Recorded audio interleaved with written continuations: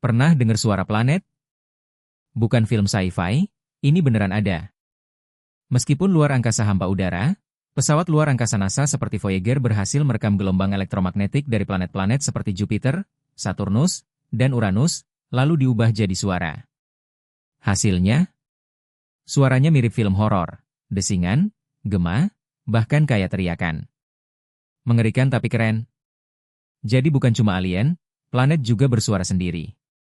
Follow Infoverse biar kamu bisa nikmatin keanehan luar angkasa lainnya.